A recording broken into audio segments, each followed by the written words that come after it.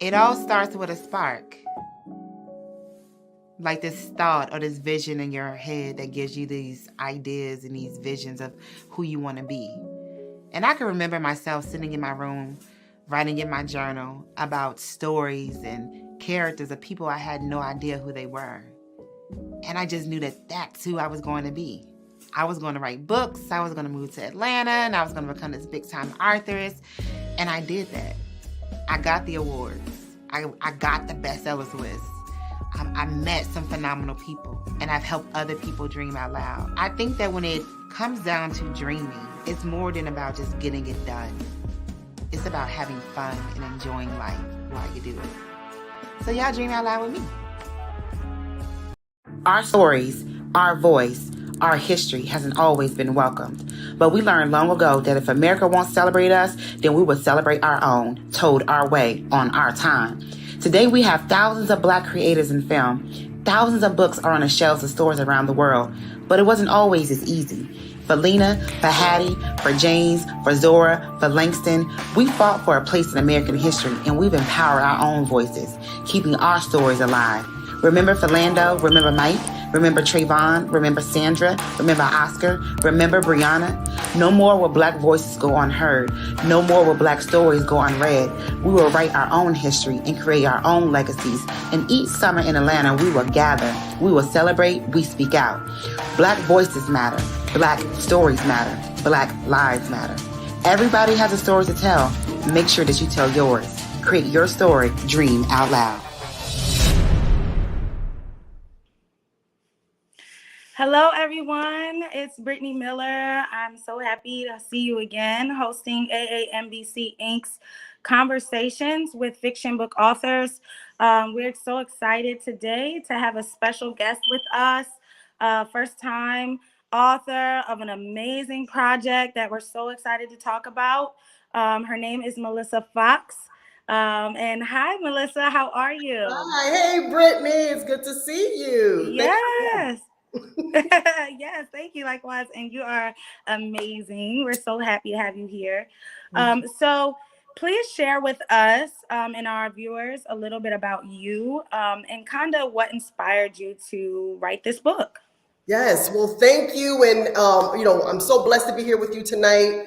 So glad to be able to talk to your listeners. So, I've been in healthcare for about 2 decades now. Sounds like a really long time. And for those 2 decades, one of the things that I was seeing and hearing over and over were disparities related to Black folks, specifically as it relates to Black women. I mean, you hear the same things over and over. We tend to, certain types of cancers we're dying from more often. We're diagnosed with them higher rates, heart disease, all these chronic illnesses, stress, all these things. And so over the course of my career, and, I've had a wonderful career and, can't fault that, but was really dismayed to see that was the same story over and over. And then I was looking within my own family, and you, Brittany, probably have seen the same thing, women within our families, where we are taught and teaching our daughters and being taught by our mothers and grandmothers to be strong, right? To carry the weight, to work no matter what, to keep pushing it.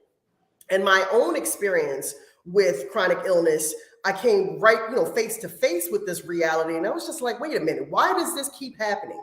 Why is this a story and kind of a storyline that's accepted as just reality for Black women? Why is this happening? And we just need to understand this a little bit better. So my career has been spent in healthcare, been spent trying to fight these disparities. But then I said, you know what, let's kind of dig into it differently. Let's look at it differently so that we can begin to heal. And that's where No Weapon Forum came from. Got it. Okay.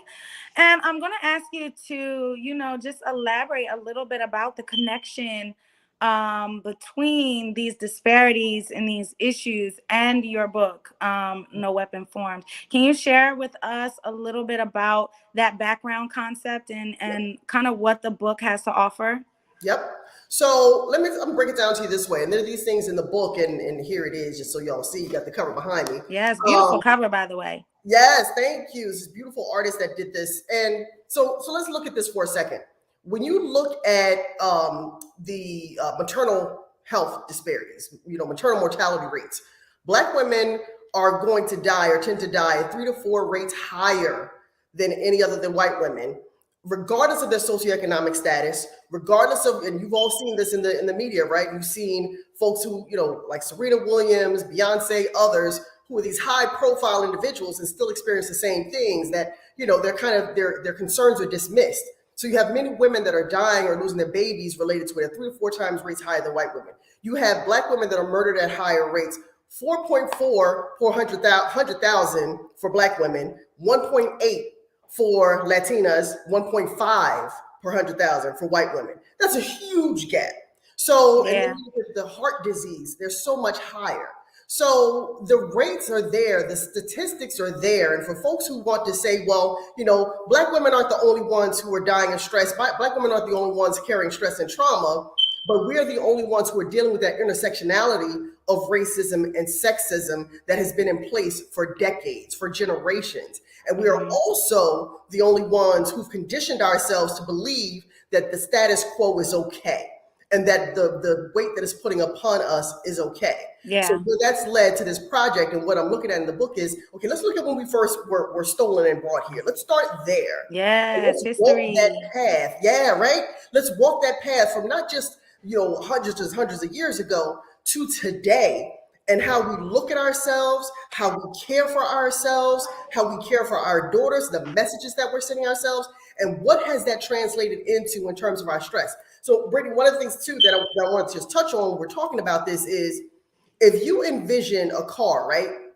So let's say you get in your car, you turn it on, and you press the accelerator to the floor and hold it there all day.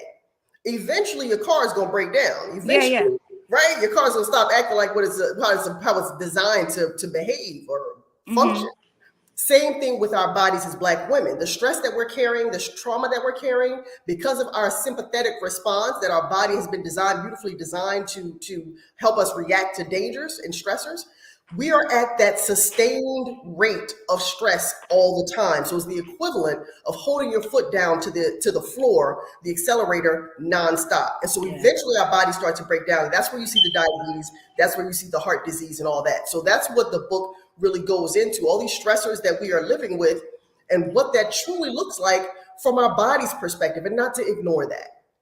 Yes, I love that. I love that. Yeah. And so I'm assuming, so correct me if I'm wrong, but does your book kind of touch on the mental health aspect as well, and kind of lead there for people to kind of practice preventative measures to kind of combat this concept?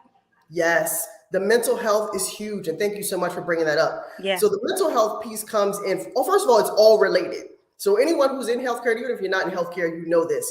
Your chronic physical illnesses are very closely related to your mental health.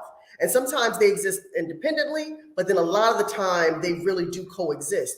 And when you add the traumas on top of that, think about all of you who are listening, and even Brittany, you too. If you go into a space where you're not allowed to be your authentic self on an ongoing basis, if you're blessed enough to be able to do that, that's wonderful. But if you're like a whole bunch of us who go to work and you have to put on a different face, you have to act a different way so that you're not seen as dangerous or angry or attitude or whatever, just so people can hear you and you can get ahead, that takes a toll as well on your mental health. So all of that tied up together eventually does break it down. And so what No Weapon Forum does is, after it takes you through all of the understanding the context and what we're operating within, it does present you with a plan. So the plan is to first, involves laying down your burdens, and you got to lay down your burdens with power. And that's this acronym that stands for, I guess I could tell y'all got to buy the book to see all the detail though. But, but you lay down your burdens first. And that's so hard for us to do as Black women because we carry so much, right? We take it, we got it, we good, but we're not. And so the first part is to lay down your burdens using power. And then once you do that, you can begin the healing process. Too many times we try to go into the healing, we try to take those healing steps without shedding some of the historical burdens that we've carried. And if you can't do that, then you can't move to the next stage. So with the mental health piece, it's critical to really start to design a program. And that's what No Weapon Forum does. It designs a program where you can shed those pieces first, and then you can move forward with healing, whether that means getting the proper therapist, connecting with some therapists that are going to give you support, mindfulness, meditation, whatever it is that you need to do. So yeah, the mental health piece is critical. Got it. Got it. That's beautiful. And I love that. Let me just say that I love that your book kind of, obviously offers a solution and not just discusses the problem.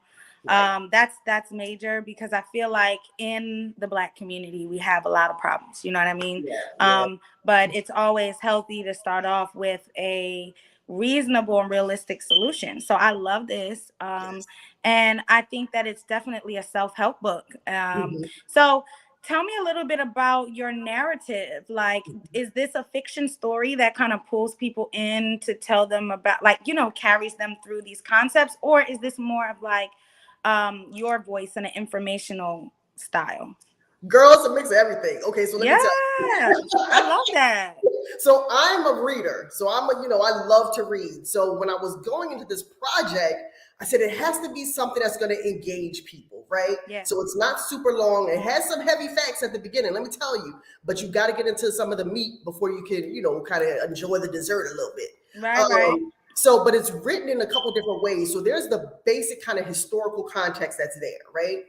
But then layered on that is some wonderful conversation. So it's written in prose. It's really written in this kind of prose between, and it's not characters because they're real people, but like Okay. conversations that I was having with these different groups of Black women, just really digging into their thoughts and their feelings, their experiences. And this is one of the best parts of the book, having these conversations and just really downloading it from different types of women, the women who are a little bit more mature and older, and then some of the folks who are just starting out. But that part is in there. And then there's another layer of women who didn't share their names, but they shared their testimonies. And there's this one that's so powerful, and it's only 1 page long. These are like very, very, very brief. But there's one that's so powerful. This Black woman who started out very young, married the man she thought was the man of her dreams, met him in the church, and turned out that he was hiding his real lifestyle from her, and he was stealing men. He contracted AIDS, was very ill, but she stayed with him because she thought that's what she was supposed to do. Plus, she had a child with him, so she stayed with him for years until he died, and then she started her life all over. So she was a widow in her late 20s and started her life all over and came out on the other side and was so successful. So there are just these real stories like that that really get into our true experiences. So it's like in 3 layers. It's the, kind of the background, context, facts and figures, the real stories and the conversations, and then these testimonies. Nice. I love that. I love that. It sounds so meaty, like just full of good information. Because, a lot of books, and I know readers can attest to this because real avid readers know. Yep. But there's a lot of book projects out there that are kind of, spread out information that's not really, doesn't give you a chunk, enough of what you need, the substance. So your book sounds very full, of nuggets and information and lessons and guidance and things like that. So that sounds great. I love that. Tell us a little bit about your cover, because it's so awesome. I would love for you to kind of explain to us your concept and idea behind it, and also who did it. Yes. So I can't claim credit for this. There's this wonderful author, and I put her name in here, Sarah Nawal. And y'all can find her on Instagram. She has beautiful, beautiful art. And I saw this and it just spoke to me. And I reached out to her and I said, look, sis, can I just commission you to use this for this cover? And she was totally gracious about it. We worked out the arrangements. But Sarah, her information's in here. I would highly recommend y'all check her out because her artwork it just really speaks to your spirit. And she doesn't have faces on everything, but the movement, if you're an art person, even if you're not an art person, the movement and the emotion that's captured in her art is beautiful. So so that's where it came from. I love it. Absolutely. I love it too. I absolutely love it too. So as a first-time author, was the process difficult with kind of mapping out what you needed to do from start to finish when it comes to publishing and officially releasing your book? Yes.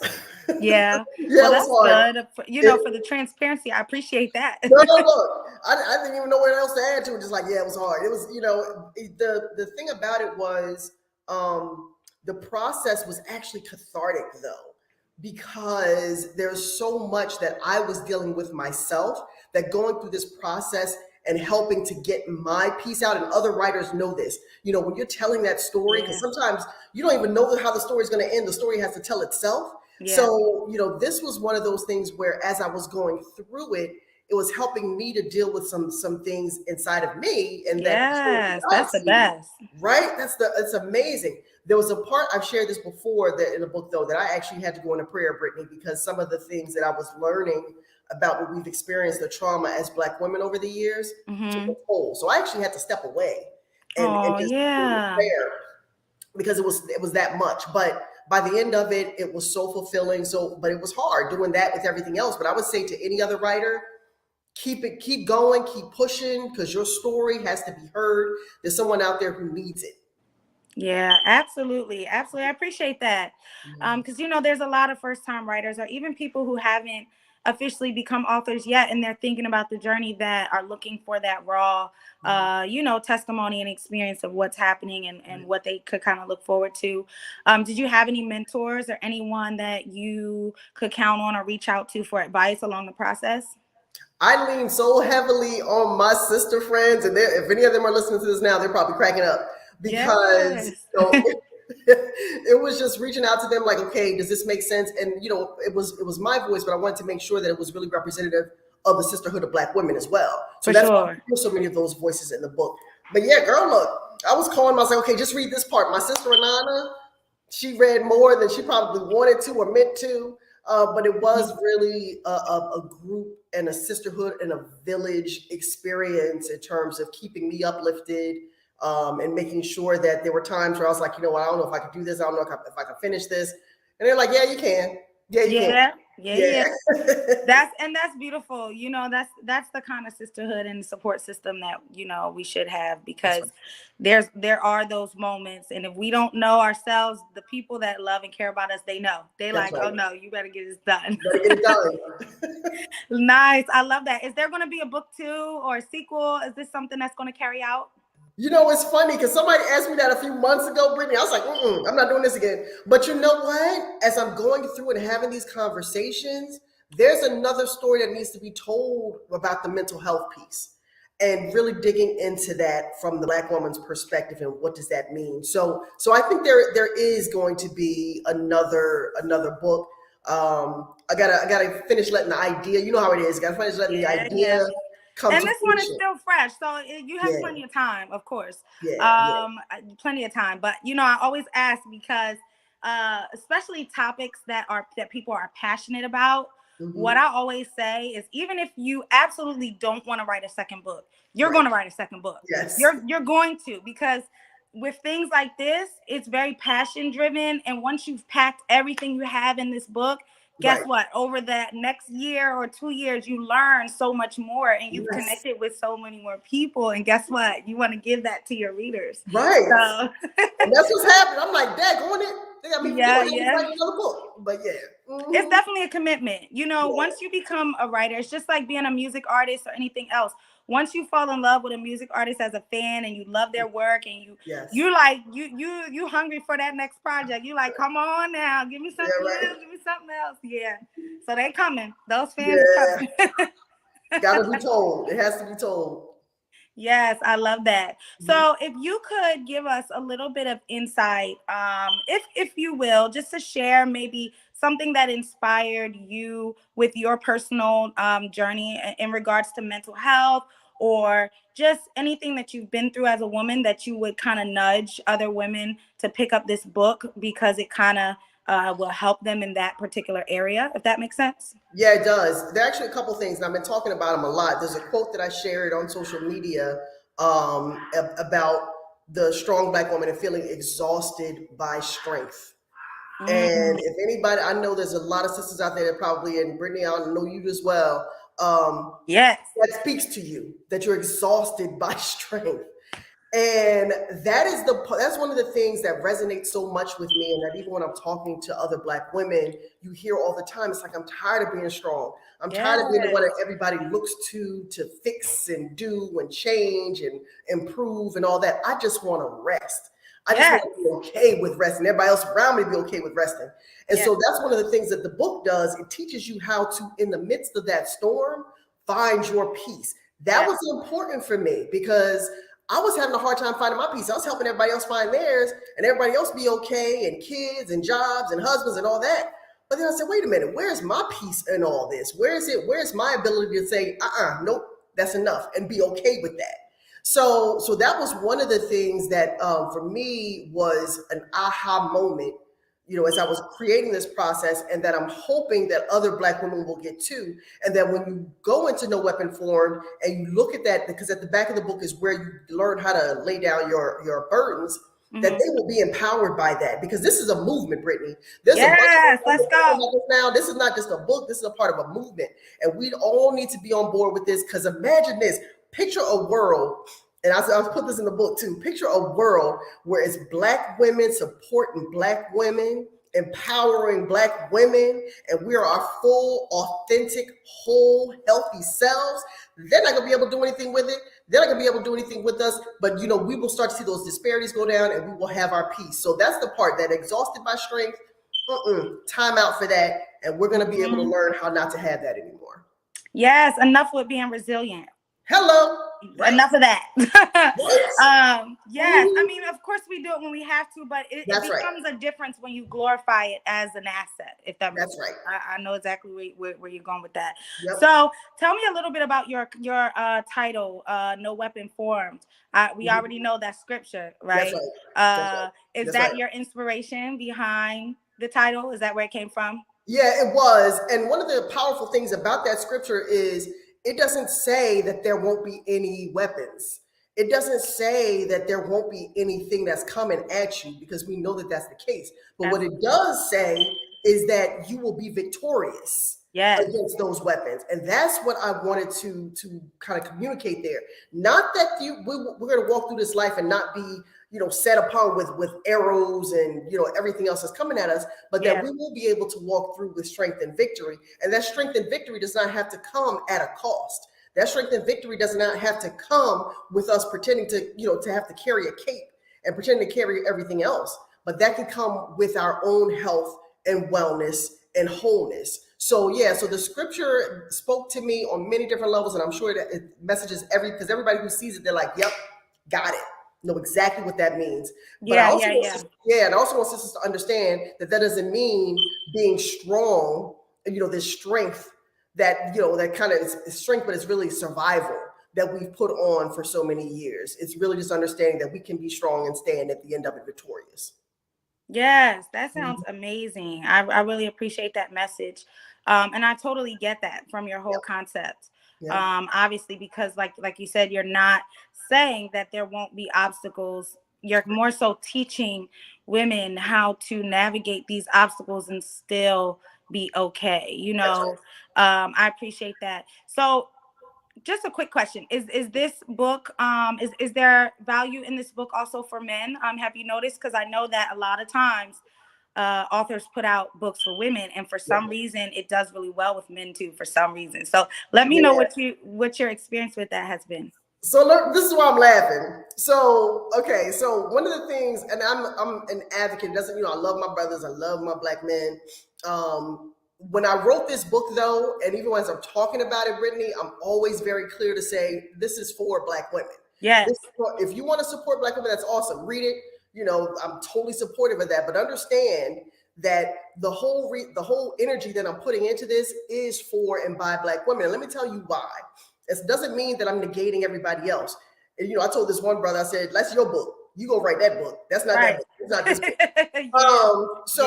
But the reason is because we tend to make everything about everybody else, even if it's about us. The conversation morphs and somehow becomes about, okay, well, we got to support Black people as a whole, and we got to make sure that the Black man and the Black child and the Black family, and that's great. But that's not what this is for. This is about a Black woman. For so many years, this world has been designed to see you as the tool, as the utility, as the functioning part that's making everything else work.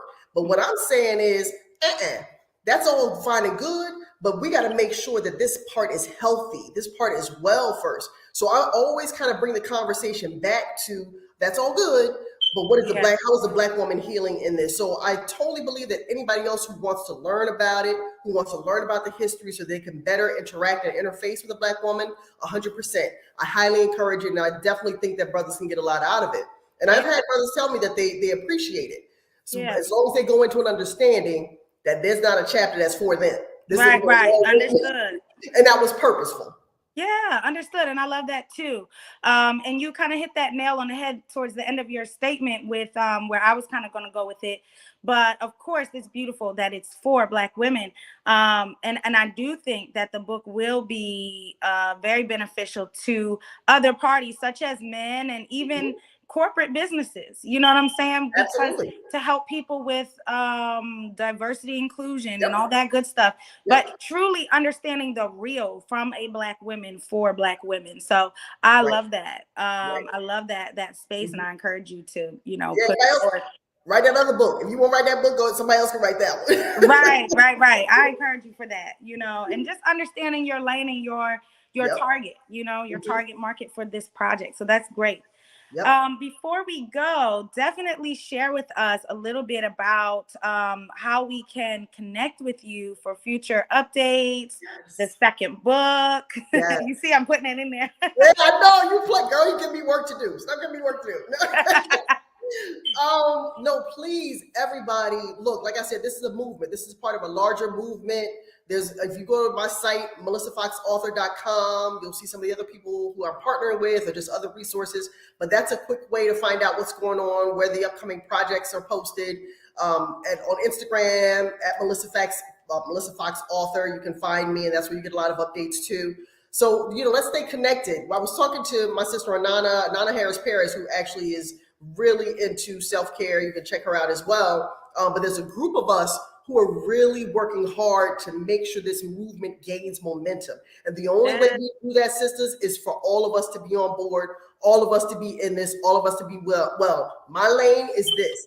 Her lane and others' lanes are other things. Real Chicks Rocks is another one. So there's all these different people who are joining together. So we want you in it too. So my part is melissafoxauthor.com. Check me out, pick up the book, get your tool, get your structure in place, and let's get healing. Let's do this. Yes, I love that. Thank you so much for that rundown. And that's Melissa with 2 S's, guys. It's on the screen at the bottom.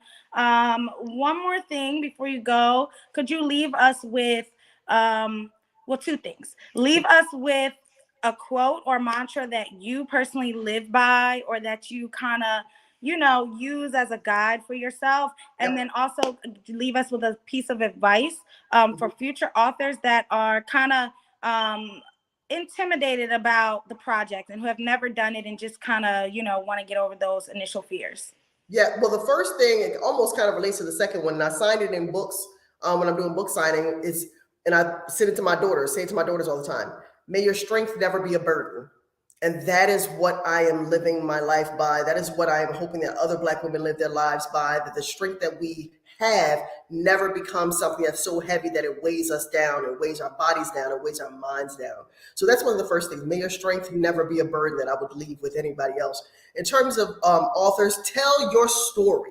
Yeah. Every story is valid. Every story is real. All of it makes up this beautiful fabric, this context that we have as people. Your story needs to be heard, even if it's one person, 2 people, 3 people, it doesn't matter. Tell your story. It's important because somebody's waiting to hear from it. So if it's on your heart, put it out there. Just go ahead and finish the process. Awesome. I love that. Thank you so much, Melissa Fox.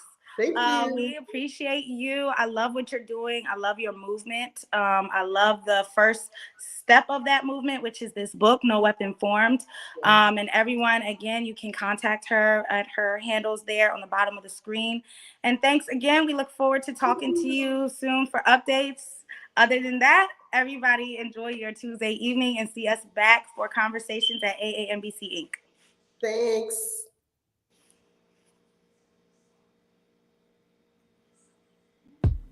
I told a story, not with the stroke of a pen, but with the depth of my soul.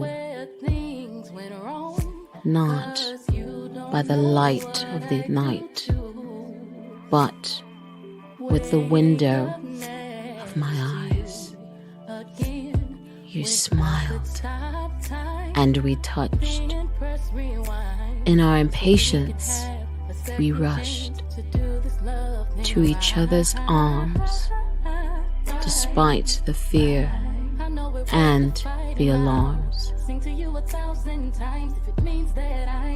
I let you past the pain, past the shadows, between our sweet and secret mutters. You wrote all over my body, passing from chapter to chapter, filled with cooling and warming rapture. We started at the end, but how did we begin?